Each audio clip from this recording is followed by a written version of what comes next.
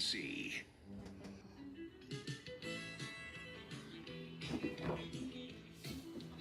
Well, I've been the woman. Every time of the sea. What, you don't like country music? Ringing my knob in Tempe Town when it's on the scene. They call me the fireman. I played that for a reason. Well, look, It's weird. and Captain Shake Shaft was in here just grinning, carrying on. It's weird hearing that Hey, music put from his Buffalo. microphone on. He's on microphone 15 or something over here. I don't know. He's on 3 and we have somebody else on 4. Go ahead. It's weird hearing that music on a Monday morning. Well, did you know that song? Oh, I love that song. Oh, Yeah. We've got Bill Regan in here also. We're gonna get the Bill in a minute. We got something we got to deal with here, record. Is the challenge still on about your mustache and my bald head? Or yeah, we're gonna work that deal out. Decide some charities to choose from. We're Okay. gonna make that happen. Tell Bill what this is about. What you're talking about? So they were discussing his addiction to military regulation mustaches. Ooh. He can't break that military reg. So I told him, I said, if he grows his mustache out like mine, when he's done, I'll shave mine off. We'll raise some money for charity. See how far we can get his mustache to go down his chin. Kenny's what? You just like his mustache. Yeah, it's a cowboy mustache, man. It's like something that Sam Elliott guy that talks like this. The good thing is I cough too hard and it grows back. So it don't take too long. All right, look. All right, that's a sidebar issue. It has absolutely nothing to do with the fact that I won a golf tournament this morning. I'm sorry, Bill, Mr. Regan. How are you, sir? Good. Good morning. It's good to have you here. I'm surprised that you decided to come in as crazy as we are. But you know, Bill, you're here for a very special reason, and we were talking with Steve and Captain Shake Shaft last week, and he mentioned that you have this program coming up, the Towers to Tunnels. It's a 5K race, and it's for a very good cause. And we want to give you an opportunity to talk about it a little bit and get some folks interested in it. What tell us about the event itself? Great, thank you. So it is I would call it more of a memorial event. So it's on May 23rd near the Hope Mills Fire Station at the old golf course there. That's a walking trail, the Golf View Greenway walking trail. It's a mouthful. But the Tunnel to Towers Foundation started shortly after 9/11. So the night of September 10th, Stephen Siller, a New York City firefighter, came off a shift, and he was going to go play golf with his brothers Tuesday morning, September 11th. So on his way out of town to go play golf, he heard on the police scanner that the first plane had hit the North Tower at 8:46. So he turned around, called his wife, asked his wife to tell his brothers that he may be late, but he told his wife that he wanted to go back into town to see if they needed his help.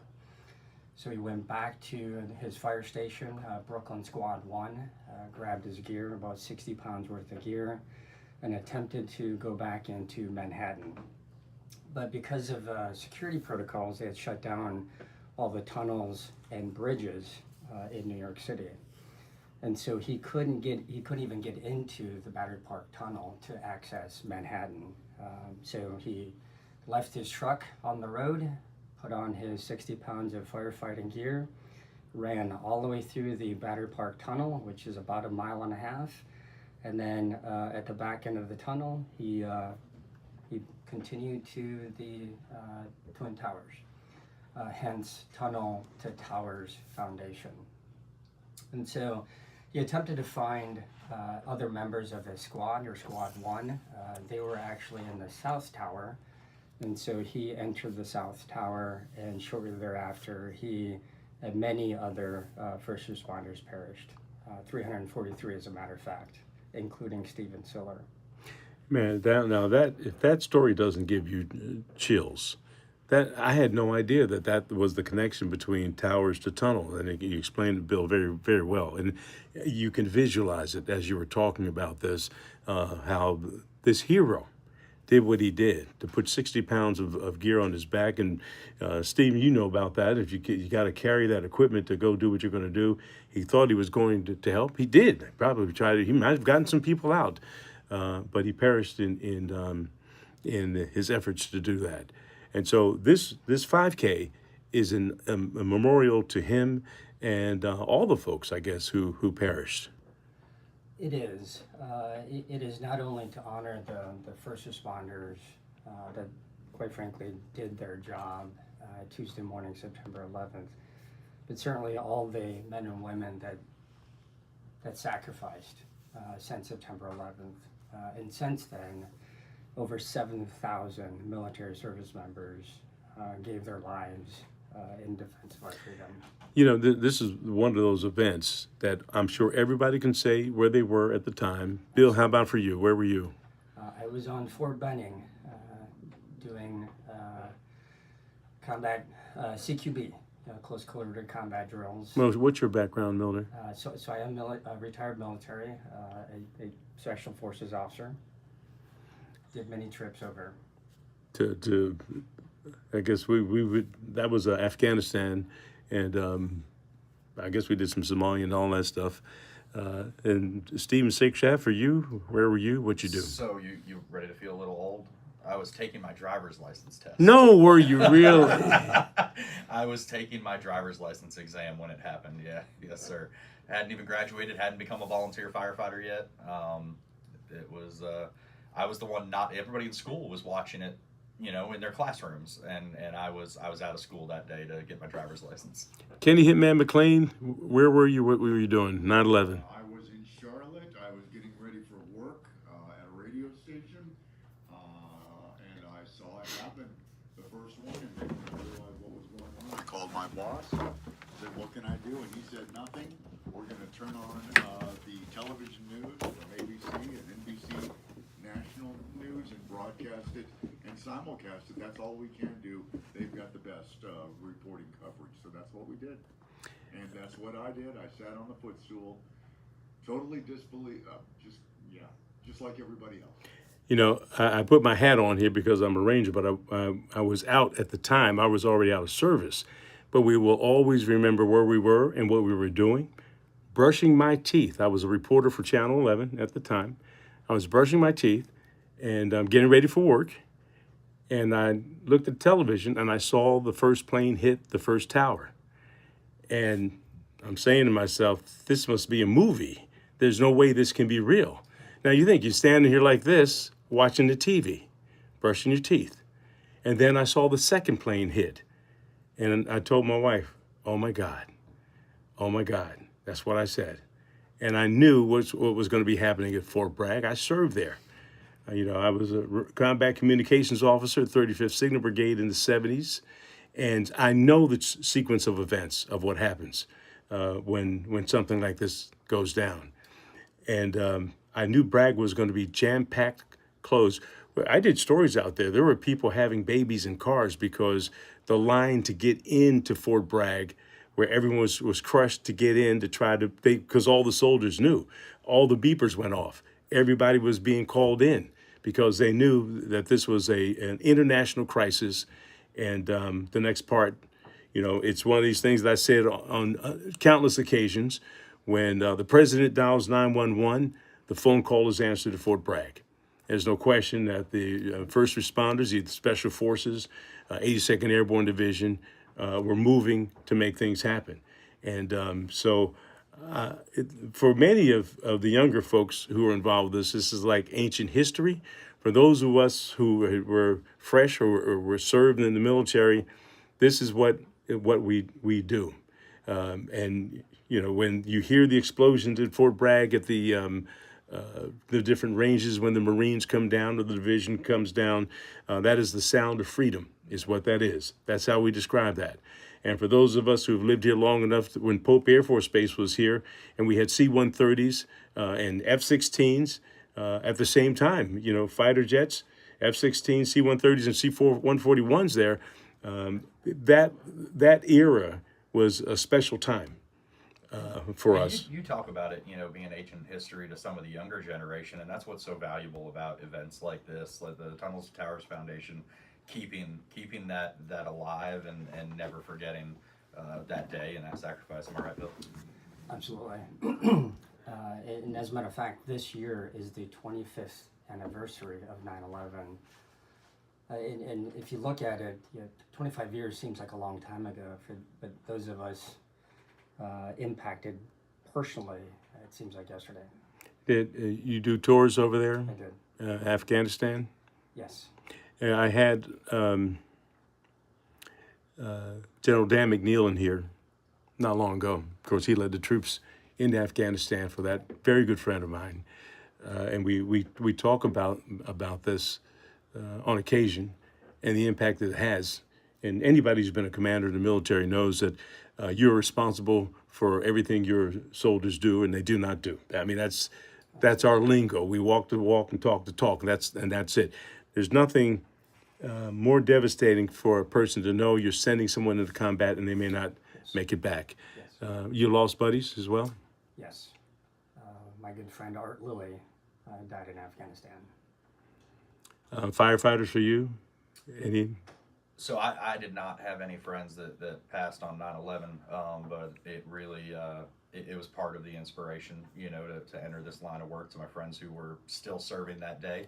And then I watched, as a teenager, watching those people serve, part of the inspiration that got me where I am today. Yeah, and you were too young to get involved, but you still selected a path of being a first responder, and it's the same thing. The thing that I will always remember about this story as a reporter, as a television reporter, is the first death that was reported. And I said, please don't let it be someone from our area. And it was. And I'll never forget CW2, Stanley Harriman was his name. And as a reporter, I had to go knock on his door. And Bill, you know this from being involved with the military. There's always a casualty assistance officer for the family. And I found Sheila Harriman's house, and I knocked on her door. And there she was, standing all of about 5 feet tall. And her assistance officer was standing behind her over her shoulder. And she opened the door. I said, I'm Gilbert. I know who you are. I'm from Channel. I know where you're from. I'm here. I know why you're here. Come in. And I'll never forget going in. This is the first person killed in Afghanistan. Stanley Harriman. Special Forces guy. I don't know if you knew that. Did you know Stan? I didn't know him, no, but I knew his background. Well, and here we are in the house. We sit down at the dining room table, and my photographer's setting up behind me. Casualty assistance officer is there. He knew that she wanted to talk to the media. That's okay. She sat down, and she said, Gilbert, you know why Stanley died, my husband? I thought I was supposed to be asking the questions. And she said, he died for you. And I said, okay. And she said, you know what? He would die for you again. Tears coming down. I thought she was ribbing me because I had the audacity to come here and talk to her. I said, we've intruded. We've intruded, Miss Harriman. And she said, no. She grabbed my hand across the table. And she said, you got to be strong, Gilbert, because there is so much I want to tell you about my Stanley. She was at my wedding 5 years ago, and we are the best of friends. I've done so many stories with her and her family. I played in the Steve Harriman golf tournament to raise money for the family and for Special Forces. Matter of fact, Steve had a twin. I don't know if you knew this. No. He had a twin. He wasn't in Special Forces, but they have adopted him into the organization, because he did so much to try to raise money. And that takes us full circle back to where we are, that these stories, Bill, that you're doing and you're talking about, Towers to Tunnel, touches those of us who have a connection to the story. Right. And a lot like Gilbert, a lot like the story you just said, Stephen actually left not only his wife, but 5 young children when he died on September 11th.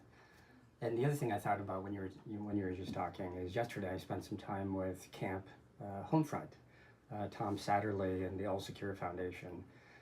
And that's one of the things that he and Tom Spooner and Dr. Angus Fletcher talked about yesterday is why do soldiers and even first responders do what they do? It's really not for us. It's for the rest of us. or for the rest of Americans to yeah, believe what they believe, whether we agree with it or not. But ultimately, first responders and the military are serving on behalf of our fellow Americans.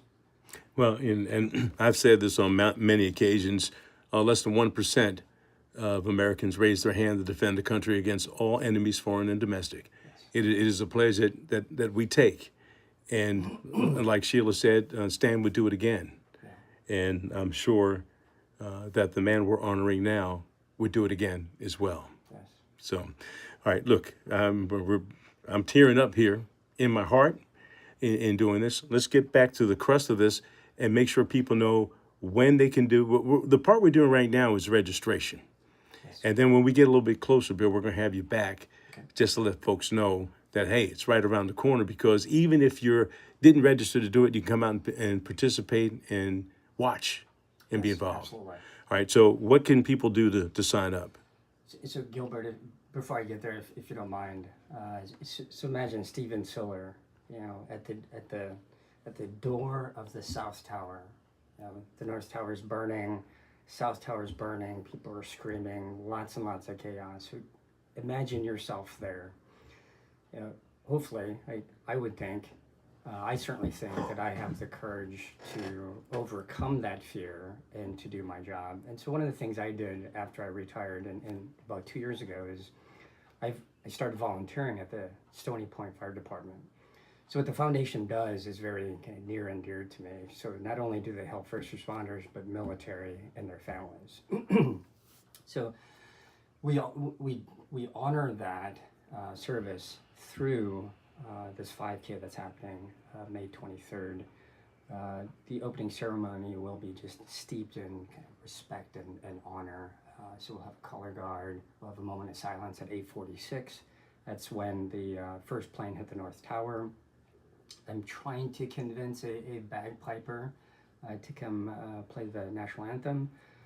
And then we'll start right at 11 minutes after 9 or 9:11. I hope on your socials platforms that the race information is on there. There's a slick little QR code on there that you can register. And 95% or almost 95% of the proceeds goes directly to first responders, military, and their families.